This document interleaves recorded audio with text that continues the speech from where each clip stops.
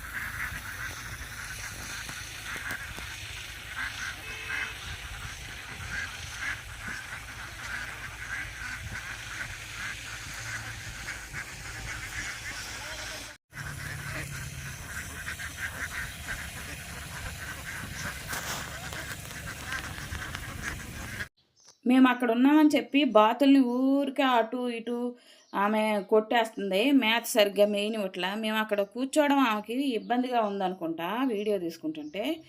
ఇంకా అందుకని చెప్పేసి ఇక చిన్నగా లేచి వచ్చేద్దామని చెప్పి బయలుదేరాము. గుడి దగ్గర చాలామంది జనం ఉన్నారు అని చెప్పాను కదా ఫ్రెండ్స్. అక్కడ జనం ఎందుకున్నారంటే 12వ తారీఖు నుంచి మాకు కట్టమైసమ్మ జాతర జరుగుద్ది. ఆ జాతర కోసం అన్నీ పనులు చేసుకోవడానికి అక్కడ పెద్దలందరూ కూర్చొని మాట్లాడుకుంటున్నారంట. అయితే ఫ్రెండ్స్, 12వ తారీఖు నుంచి 16 వరకు ఉండొచ్చు. ఈలోగా మీకు ఒక్కసారైనా నేను లైవ్లో చూపెడదాం అనుకుంటున్నాను ఫ్రెండ్స్. 5 రోజులు జరిగే మా ఊరు కట్టమైసమ్మ జాతర ఒక్కరోజైనా మీకు లైవ్లో తప్పకుండా చూపించాలని అనుకుంటున్నాను. ట్రై చేస్తాను.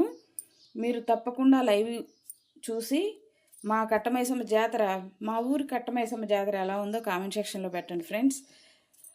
ఇంకా మేమైతే ఇటువైపుకి రోడ్డుకి ఇటువైపుకి వచ్చి అక్కడ పామాయిల్ తోట ఉంటే అక్కడ కూర్చున్నాము.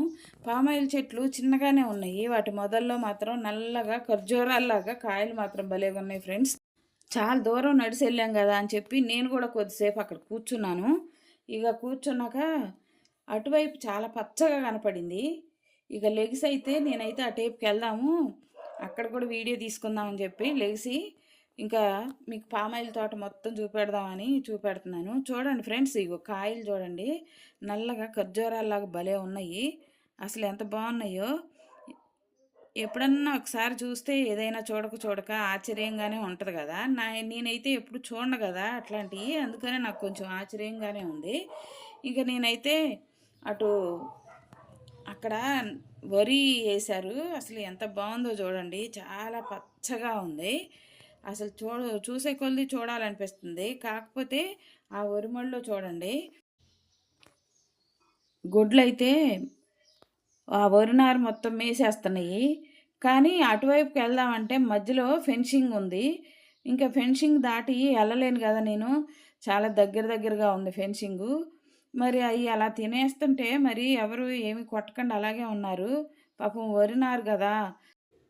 ఇంక మేమైతే బయలుదేరి వచ్చేస్తున్నాము. నడుచుకుంటూ కొద్ది దూరం వచ్చేసరికి ఇక్కడ మా మరిది గారిది ఫ్రైడ్ రైస్ బండి ఉంది. ఆ బండి దగ్గర కూర్చున్నాము కాసేపు. అయితే మౌని అంది, పిన్ని ఫ్రైడ్ రైస్ తిందామా అంది. సరే అని చెప్పి మేమిద్దరం ఫ్రైడ్ రైస్ అయితే తిన్నాము. ఇంకా తినుకుంటూ అక్కడ కొద్దిసేపు కూర్చున్నాము. కూర్చొని ఇంకా మళ్ళీ నిదానంగా లెగిసి ఇంటి దారి అయితే పట్టాము. ఇంటికైతే వచ్చేస్తున్నాము. సంక్రాంతి హడావిడి అయిపోయింది. ఇంకా మళ్ళీ మాకు జాతర హడావిడి స్టార్ట్ అవుద్ది. మా బుడ్డోడు చూడండి ఎలా నడుస్తున్నాడో. వాడిని కొద్దిసేపు నడిపిద్దామని చెప్పి ఇక కిందకి దింపి మేమైతే నడుచుకుంటూ వచ్చేస్తున్నాము. ఇది మా ఊరి దారి ఇంత ప్రశాంతంగా ఉందా! ఇంకా 4 రోజులు పోతే జాతరకు మాత్రం మంచి బిజీగా ఉంటుందండి. మా వీడియో కనుక మీకు నచ్చినట్లయితే లైక్ చేయండి, షేర్ చేయండి, సబ్స్క్రైబ్ చేయండి.